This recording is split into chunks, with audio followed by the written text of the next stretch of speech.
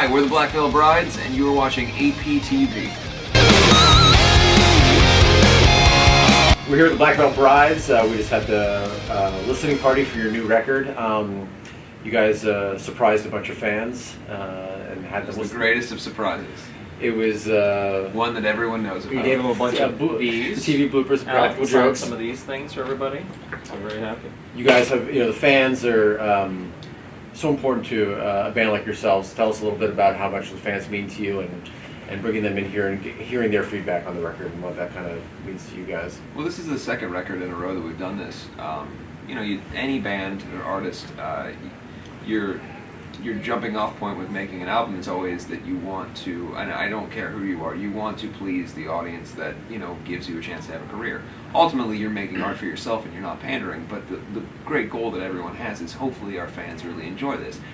That doesn't mean that you're necessarily doing something that specifically is for them and, I'm going to only write a song because you enjoy it, but I think anyone, if they're being honest, when they make music, they want someone to listen to it. Otherwise, they would just do it in their house to themselves. And the minute you step out on a stage or you go somewhere and you want people to hear it, you want an audience to enjoy it. And we've been lucky enough to cultivate an audience of people that do seem to enjoy our music. So when you're in a situation where you've just made a new record, who better to hear it first than the people who gave you a chance to make the record in the first place?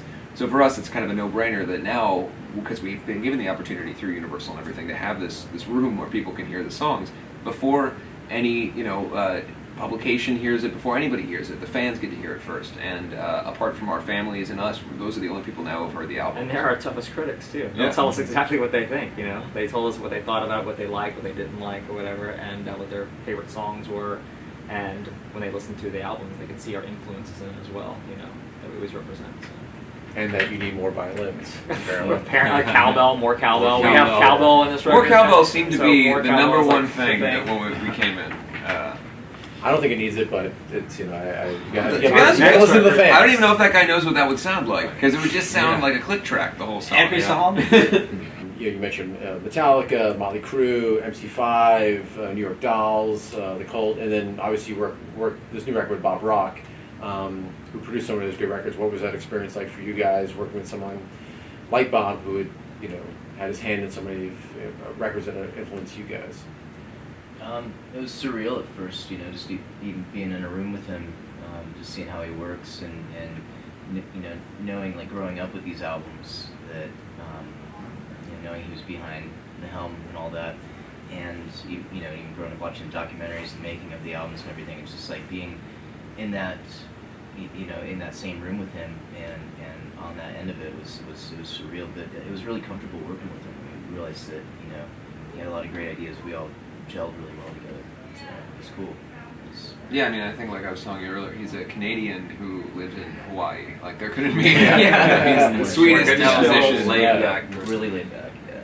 Technically speaking, like, we'd use a lot of similar techniques recorded. I know Andy's used a similar technique that Hetfield did on Metallica for the Black Album and stuff, and we like those albums sonically, and so we didn't try to exactly like replicate those, but we were obviously influenced by big drums, and just different recording techniques that Bob has acquired throughout the years of producing such great albums, that we used on this album as well. I think we all became better songwriters too out of this as well. Like, when we speak of techniques and stuff, like, he would show us stuff that we wouldn't think about as writers ourselves, about just different ways to approach a song and how to, like, write a song, That's been kind of the biggest thing that we've talked about, is the mechanics of songwriting.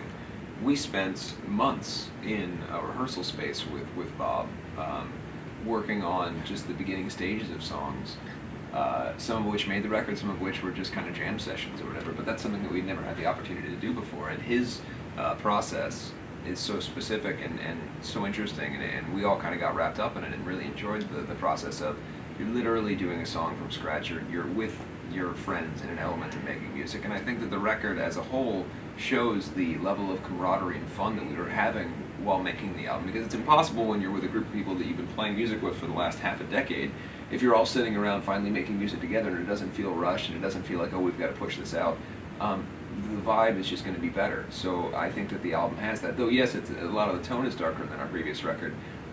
I think that the camaraderie and the feeling of fun and excitement and general rebellion and rock and roll and everything, the things that you want to have happen, certainly were much more prevalent on this one than any previous Right, I one. think this record is a lot more about our lifestyle and characters of who we are, you know, as beings and as a band as well. You know, we went to Vancouver to record and track a lot of it just to get us out of the distractions of like home, right? You know, we had new distractions, but get us away from the old distractions You picked the Las Vegas of of Canada. home, right? You know, but it all kept us together, you know, as a group and as a band, and the camaraderie you said, you know, was there. So it really lent itself to what you hear on the record is a true, you know, testament and a combination of what this group is about right now and where we're at in this place in our lives.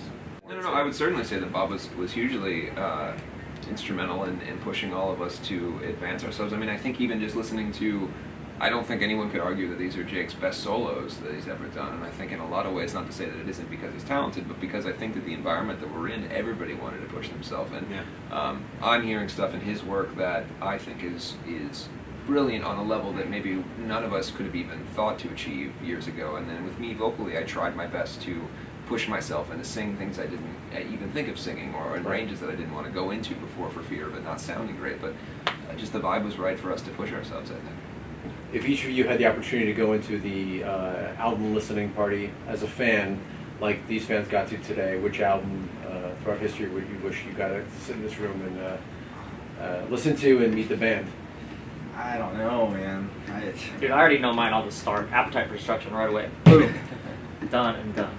Mine would be Metallica's Black Album. I second that, actually. I'll actually go Use Your Illusion because I'd love to hear Axl explain like a strange. I was gonna do that one too. Yeah. Use Your Illusion 1 and 2, sitting through the whole fucking thing, and then you're like, Axl, tell me about the strange. We have 3 Guns N' Roses and 2 Metallica.